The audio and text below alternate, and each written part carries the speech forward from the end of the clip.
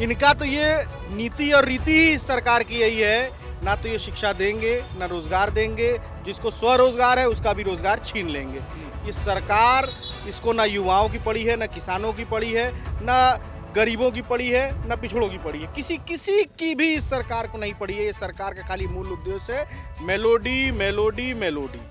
आज ये स्थितियाँ हैं कि हमको बार बार बोला जाता है कि हम रशिया से आप तेल नहीं खरीदेंगे, आप ये काम नहीं करेंगे, आप वो काम नहीं करेंगे।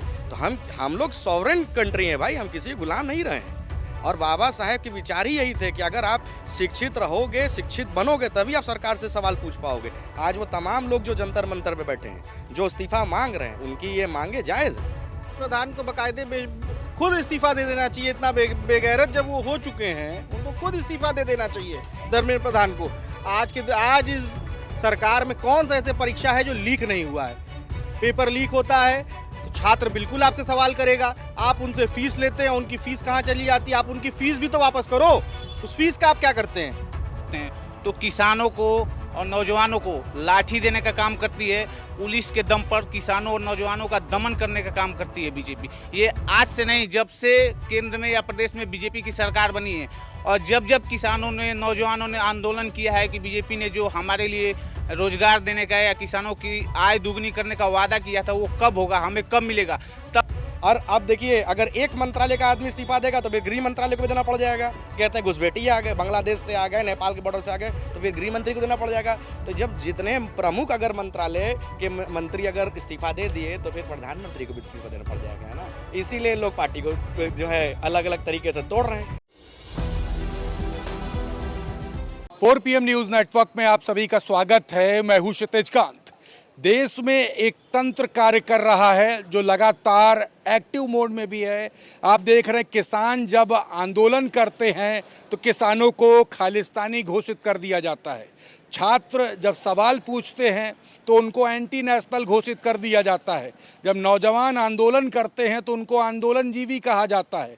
और अब जब नीट परीक्षा का पेपर जब लीक हुआ, उसके बाद जब छात्रों ने प्रदर्शन करना चालू किया, अपनी आवाज़ बुलंद करना चालू किया, धर्मेंद्र प्रधान से इस्तीफ़ा मांगा, तो धर्मेंद्र प्रधान दहशतगर्द कह देते हैं, एंटी नेशनल कह देते हैं। राहुल गांधी ने भी एक ट्वीट किया। उस ट्वीट में वो कहते हैं कि कोटा में जाके जेनजी से मुलाकात की है और वो सभी जेनजी जो 20 छात्रों ने जिन्होंने सुसाइड किया, जिनकी जान चली गई नीट परीक्षा के बाद, पेपर लीक के बाद प्रेशर में आकर, उनका आवाज़ उठाई है।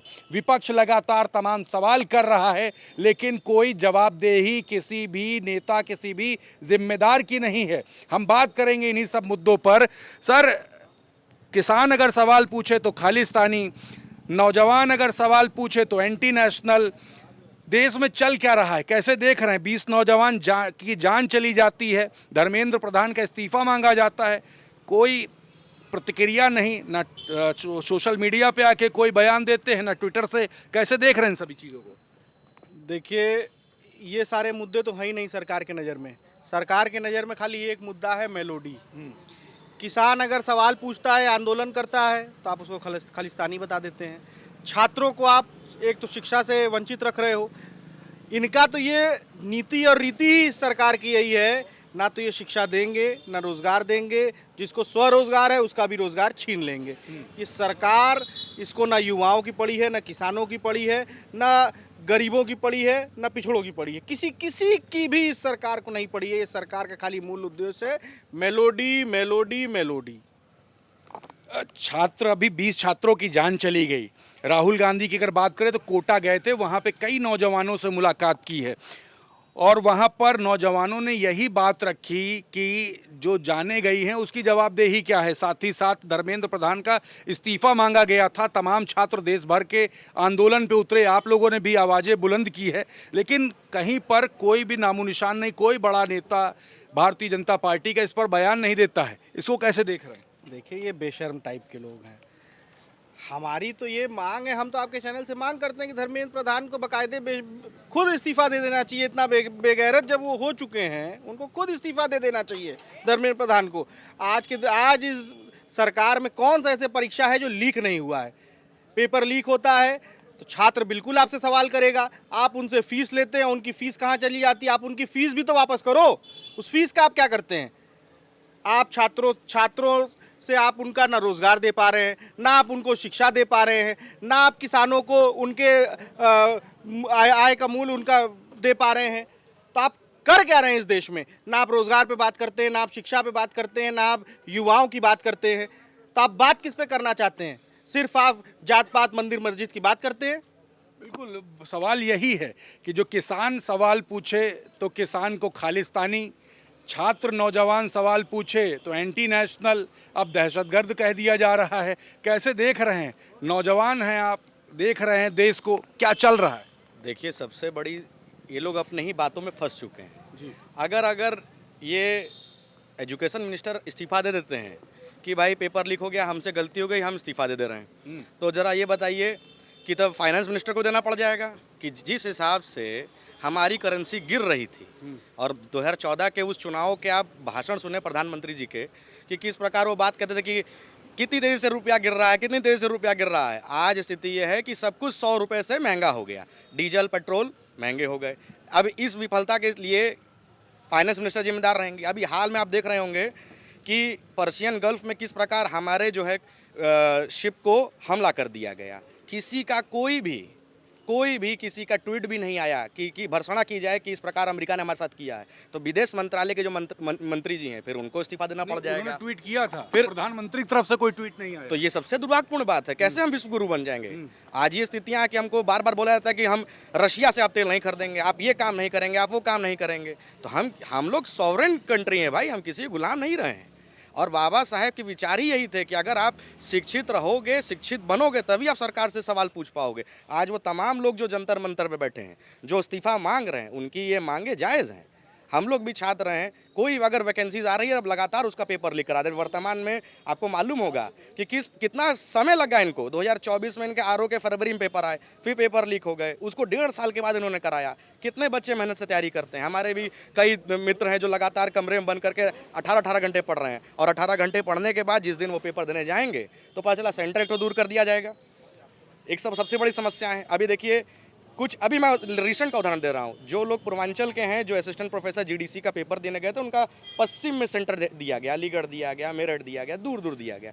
उनके साधन संसाधन कैसे, गरीब बच्चा कैसे जल रहेगा? पहली बात। दूसरी बात, अब वहाँ जाने के बाद पेपर अगर मान लीजिए बाई चांस अगर लीक हो ही गया, तो फिर उसकी तैयारी करिए, फिर साल भर गंवाइए। तो ऐसे तो आपकी पूरे 10 साल की उम्र ऐसे निकल जाएगी।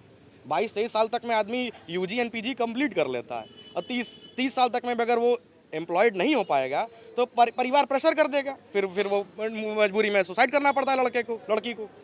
तो स्थितियाँ हमारे बहुत नाजुक हैं। और अब देखिए, अगर एक मंत्रालय का आदमी इस्तीफा देगा तो फिर गृह मंत्रालय को भी देना पड़ जाएगा। कहते हैं घुसपैठिए आ गए, बांग्लादेश से आ गए, नेपाल के बॉर्डर से आ गए, तो फिर गृह मंत्री को देना पड़ जाएगा।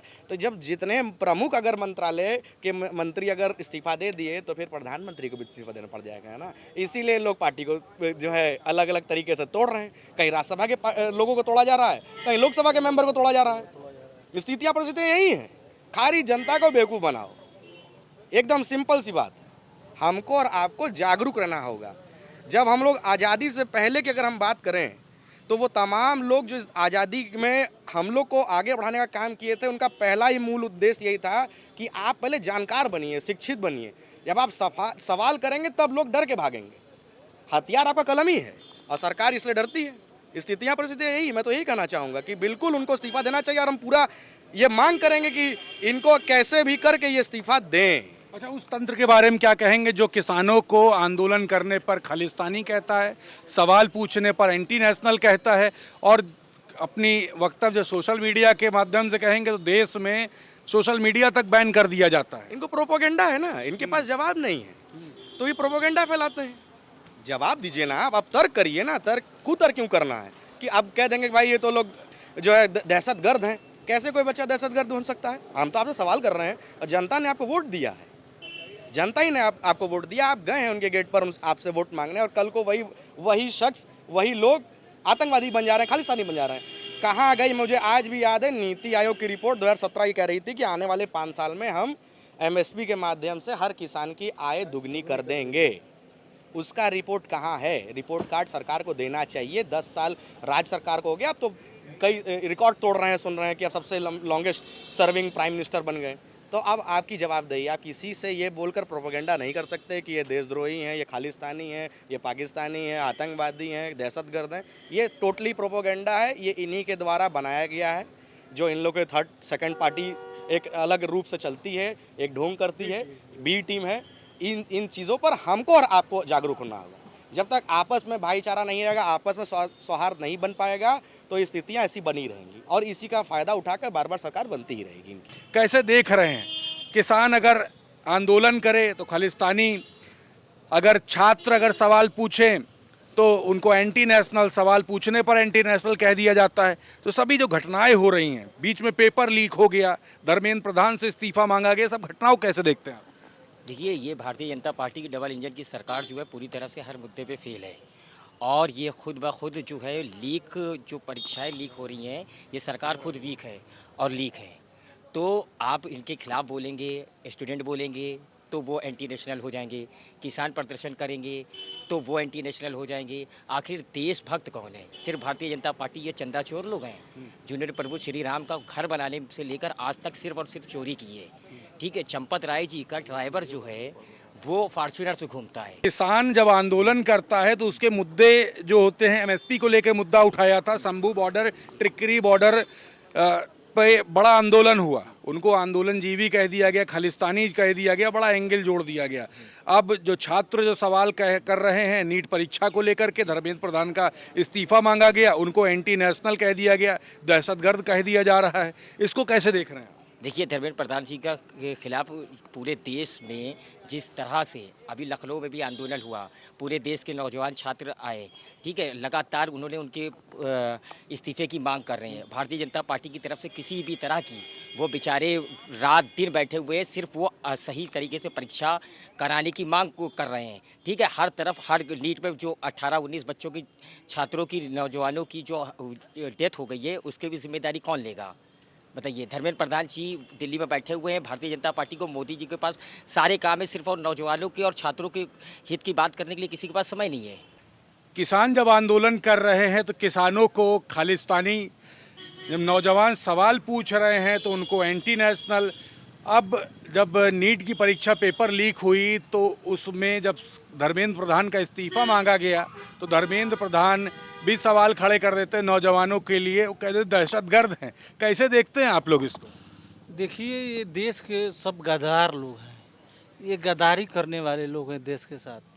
और केवल इनको हिंदू, मुस्लिम, खालिस्तानी, पाकिस्तानी, इन्हीं सब मुद्दों पे चुनाव लड़ना है। ये बताइए, किसान आपके लिए खालिस्तानी हो गया? जो अन्न उगाता है, जिससे देश चलता है, वो आपके लिए खालिस्तानी हो गया? आज नौजवान रोजगार के लिए दर दर भटक रहा है, उसको आप लाठियाँ बरसा रहे हैं। वो अपना हक अधिकार मांग रहा है, उस पर आप तमाम मुकदमे डाल करके जेलों में डाल दे रहे हैं। और सोचिए, देश का पढ़ा लिखा व्यक्ति नौजवानों को काकरोच बोल रहा है। इन सब की मानसिकता देखिए। ये सब भारतीय जनता पार्टी से जुड़े हुए लोग, ये किसान विरोधी हैं, नौजवान विरोधी हैं। भारतीय जनता पार्टी में तमाम पेपर लीक हुए, नीट जैसी इतनी बड़ी पेपर लीक हुई, कितने नौजवानों ने आत्महत्या कर लिया? लगभग 20 लोगों ने। 20 लोगों ने आत्महत्या कर लिया। उनके परिवारों पर क्या बीतती होगी? जो सरकार ये कह कर आई थी कि जब हम शासन सत्ता में आएंगे तो नौजवानों को 2 करोड़ रोजगार देने का वादा करके आई थी, कहाँ है आपका 2 करोड़ रोजगार? आज के परिवेश में रोजगार के नाम पे एक रोजगार नहीं मिल रहा है। आप रोजगार मांगेंगे, आपको खालिस्तानी बताया जाएगा, आपको सपाई बताया जाएगा, इस देशद्रोही बताया जाएगा। वो स्वयं को देशभक्त बताएंगे, आपको देशद्रोही बनाएंगे, आपको हिंदू विरोधी बताएंगे। यही सब इन लोगों के अंदर मुद्दा है। ये बताइए, ये भारतीय जनता पार्टी के लोग कहते हैं कि मुस्लिमों से देश को खतरा है।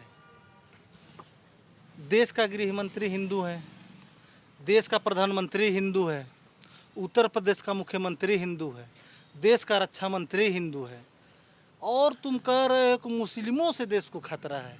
कैसे खतरा हो गया? मुस्लिमों से देश को खतरा नहीं है, तुम्हारी कुर्सी को खतरा है। और नौजवान ही इस बार, नौजवान किसान ही इस बार इस सरकार को उठाकर पटक देंगे। ये कितनी नाराज़गी है यहाँ पर।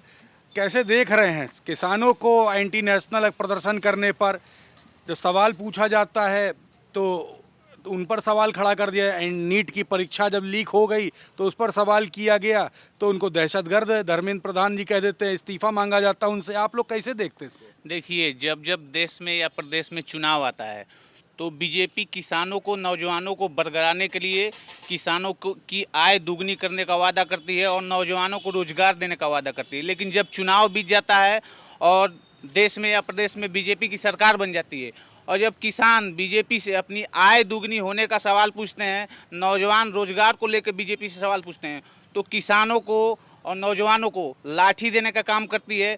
पुलिस के दम पर किसानों और नौजवानों का दमन करने का काम करती है बीजेपी। ये आज से नहीं, जब से केंद्र में या प्रदेश में बीजेपी की सरकार बनी है और जब जब किसानों ने, नौजवानों ने आंदोलन किया है कि बीजेपी ने जो हमारे लिए रोजगार देने का या किसानों की आय दुगनी करने का वादा किया था वो कब होगा, हमें कब मिलेगा, तब तब बीजेपी के नेता, बीजेपी के आईटी सेल के लोग सोशल मीडिया पे या न्यूज़ चैनलों में ये कहने का काम करते हैं कि जो लोग हमारी सरकार से सवाल पूछ रहे हैं वो किसान नहीं है, वो नौजवान नहीं है। आप चाहे नीट का मुद्दा हो या यूपी में देख लीजिए लेखपाल भर्ती का जो पेपर लीक हुआ है या दरोगा भर्ती में जो घोटाला हुआ है, नौजवान इलाहाबाद से लेकर के लखनऊ तक धरना प्रदर्शन करते हैं। लेकिन उन नौजवानों को सरकार और सरकार के लोग ये कहने का काम करते हैं कि ये लोग विपक्ष से पैसे लेकर के आंदोलन कर रहे हैं या ये लोग आतंकवादी है या ये लोग मुस्लिम है। दिल्ली में किसानों का आंदोलन चला, पहले भारतीय जनता पार्टी की सरकार के लोगों ने किसानों को आतंकवादी बताने का काम किया, खालिस्तानी बताने का काम किया। लेकिन जब बीजेपी की सरकार ने देखा कि ये लोग असली किसान हैं, ये लोग झुकने वाले नहीं है, तो ये लोग अपने लाए हुए किसान बिल को भी पीछे लेने का काम किए। आज वही हाल फिर से है। नीट पेपर लीक होने के बाद ना जाने कितने नौजवानों ने अपने जान को आत्महत्या करके ले लिया, लेकिन एक भी बीजेपी के नेता या शिक्षा मंत्री हो या प्रधान, किसी ने नौजवानों की मौत पर संवेदना व्यक्त करने का काम नहीं किया। उल्टे जो लोग सवाल पूछ रहे हैं सरकार से, उन लोगों को आतंकवादी बता दे रहे हैं, उन लोगों को खालिस्तानी बता रहे हैं। तो ये बीजेपी बहुत पुराने समय से करती आई है।